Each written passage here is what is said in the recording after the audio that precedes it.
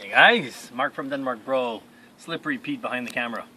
Okay, so as you can see here, we've got this beautiful prickly fruit, Durian fruit. It's the Asians' #1 fruit. Well, we're going to go one step further, up a notch. We are going to try to make wine with the durian fruit. Yes, wine. Then we're going to try to make, how would I say, an ice wine or an inverted moonshine out of this. We'll show you the whole process, so follow closely and see what we're going to do. So first off, we're going to open these up, take the pods apart, take all the fruit out. We'll put it in our trusty little bowl here. We are going to mix it, 1 part durian fruit, 1 part water, blend it into a pureed paste type thing.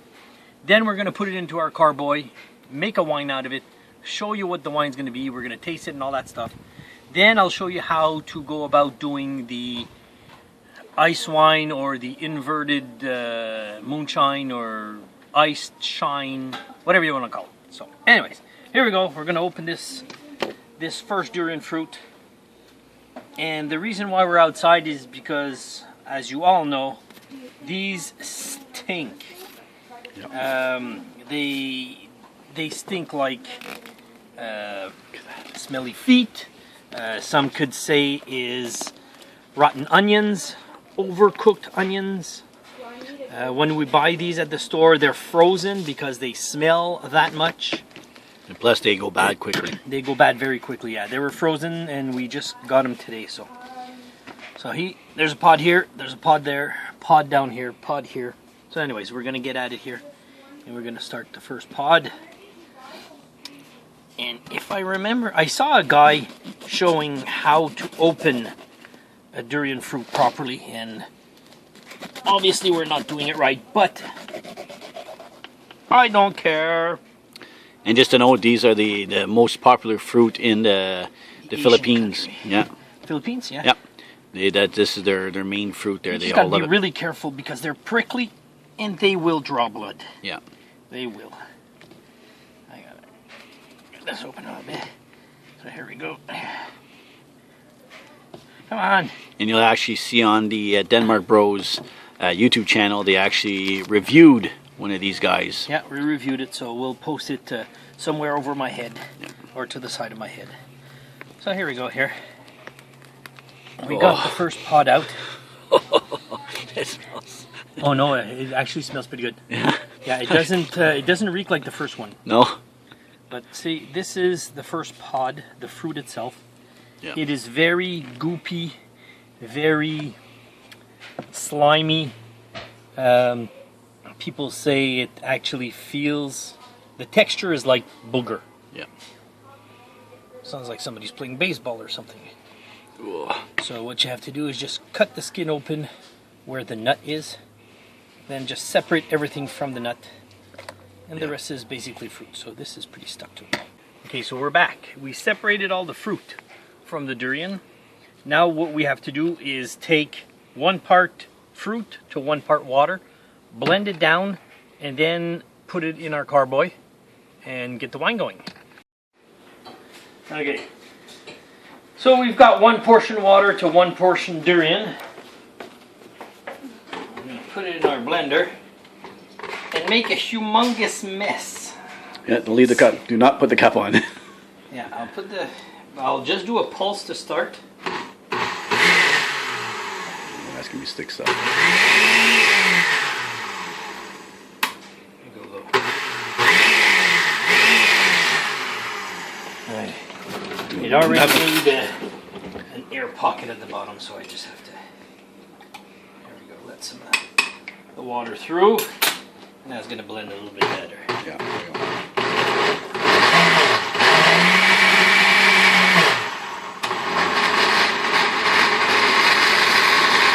Liquefy!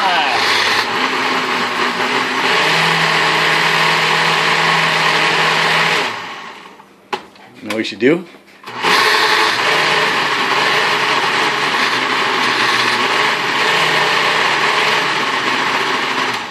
before you put some in your thing for wine, a shot glass of that.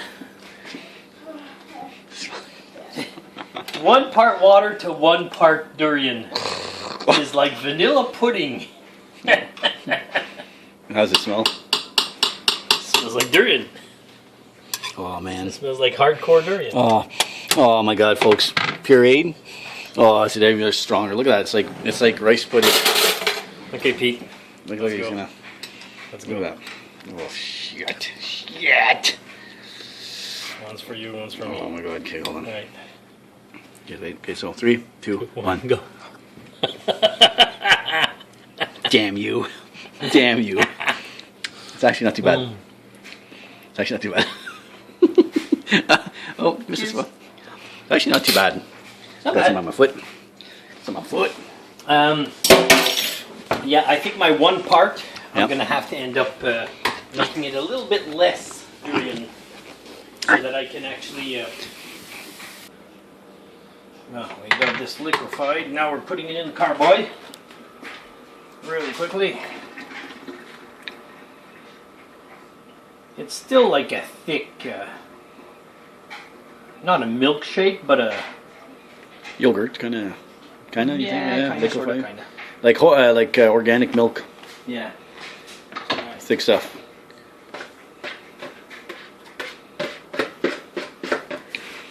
Gonna do it 2 durian fruits. Gonna do 2 carboids with them. Yeah, we're gonna do some wine. Try that out. Then we're gonna do, like I said, the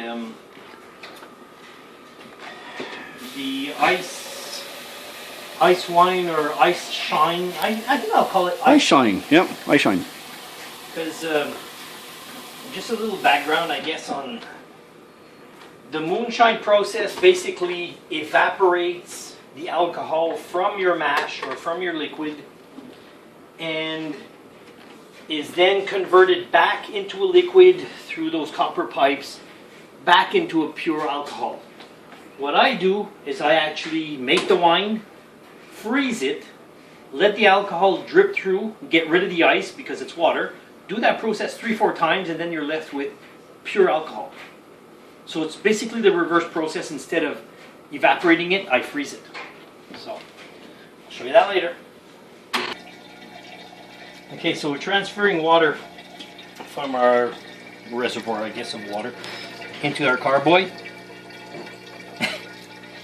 And the smell coming out of that, it's, swear to God, it's just like somebody had diarrhea and you're sitting right beside him in the toilet. Yeah. It is nasty. Yeah. Oh. Oh, Okay, it so does. once this carboy, I'll probably fill it up to here, because the probably the durian fruit is going to ferment like there's no tomorrow. And at that point, I'm going to add about half this pouch of sugar to help the yeast. And I don't have the yeast wine, but the last wine I made, I used just the Fleischmann's regular bread yeast, and it worked beautifully. The yeast is there just to eat the sugar, create your alcohol inside the wine, and that's basically its purpose. So I don't think it really matters unless you're really connoisseur and all that stuff, and the one that's made for wine has a distinct taste, but it's alcohol, who cares? So as soon as this bad boy, you can see all the sediment down here. Once that starts fermenting, that's going to be pretty ugly, and it's going to reek like hell down here. Yep. So once it's out, I'll add the yeast, stir it up, and put one of our bubblers here. See, this is, I still have water in this bubbler from the last wine. I just took it out yesterday. It's our rhubarb wine. As you can see right there, it's all in our 2-liter jugs. And the bubbler that's there is nice and clean, so I'll use that one. This one I'll have to go clean it before I use it on the next one. So we'll be back once we do that. Okay, the water's there. Now I'm going to add about half this bag of sugar. All the yeast is going to eat away at this sugar. Yeah, about half. And it's going to create our alcohol. look at all the sediments come up. Yep. They're just moving by themselves. Yep. Okay, so 1 teaspoon of active dry yeast. Boom, in she goes. It's going to be a transformer there pretty soon. Yep. And I'm afraid this thing is going to do so much bubbling, it's not even going to be fun. Okay, so we're going to stir this guy to incorporate all the sugars and... you can see all the sediments. Well, now it's just a big cloudy, creamy. Yeah. This would be beautiful if the wine would stay this color. Nice, like yellowy. Yeah. And probably our next wine, like Pierre mentioned, is going to be banana. We're going to try to do a banana wine. Just take, what, we'll probably buy 2 packs of bananas, like a 10, 10 packs. Yep. And squish it in one. Here we bought 2 durians. I thought 1 durian wouldn't be enough, but yeah, it ends up that 1 durian is gonna be enough in this one. I'll probably end up stirring this another time in about 2 days, just to make sure that all the sugar's melted or diluted in the water. And,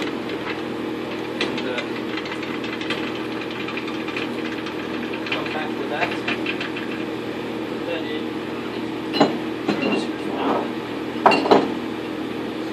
Okay, so now this is a clean bubbler. I'm going to add water to it. The water usually comes up to here, and then you'll see start bubbling. So we'll be back in a few minutes. 1.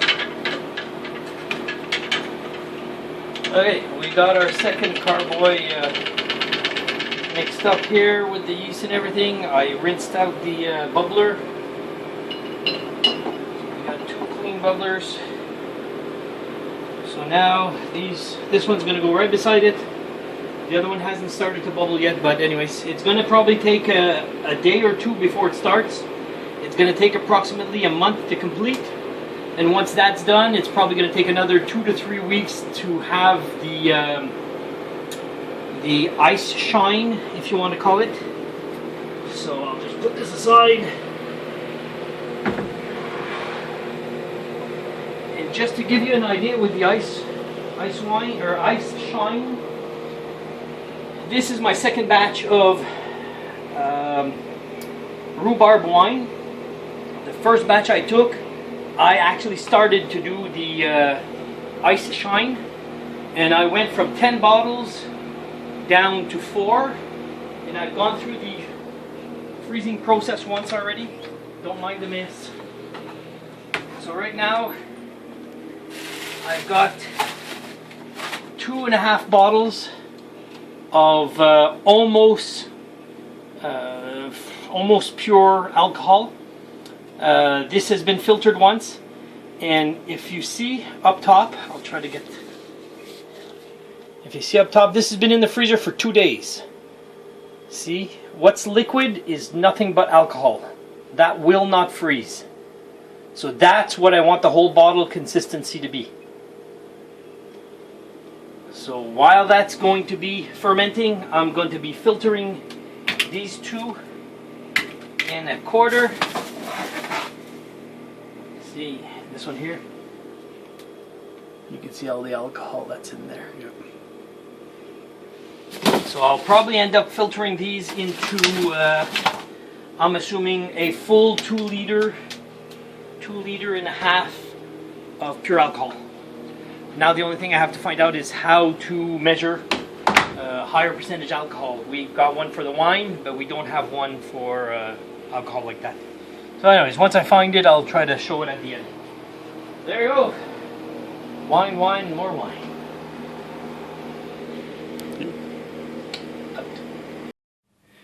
Okay, this is approximately day 4 or day 5 of the fermentation. As you can see, the bubblers are releasing the CO2 from the fermentation process. You could look at the top. This is the better one to see. You could actually see the bubbling happening. At the bottom, once in a while, you'll see the sediments go flying as the carbonation happens with the yeast and the sugar, creating the alcohol. So there we go. Once we get this fully fermented, then we will go through the filtering process.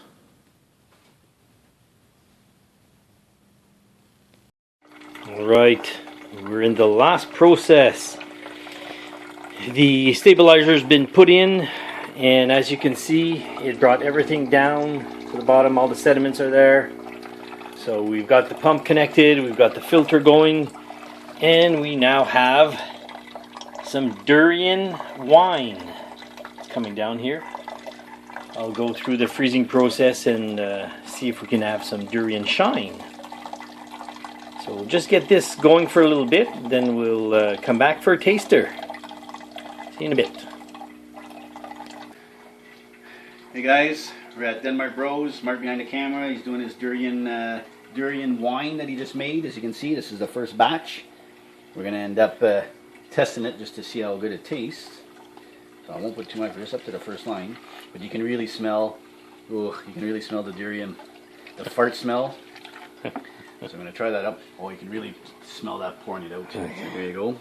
Mark will show you how it looks like inside. It's pretty clear. It's like normal wine. Oh yeah, But it smells like... the light is too bright on the white cup. You won't see it.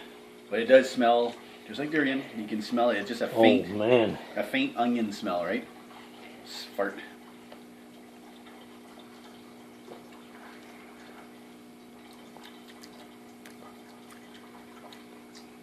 It's a little bitter and dry. Yeah. Might have to add a little bit of sugar to it. Yeah, I would say it tastes more dry. It's not like the rhubarb wine that you made. That was pretty bitter. That this here is okay, but you can taste the... You can taste the yeast, I find. Yeah? Yeah, I'll add a little bit of sugar to it. Yeah, let's see if it's different. See if it milds it down. It's not bad though. Yeah. Sugar. Right, this is a repeat. Mark and DenMarcBros. Oh. Durian wine.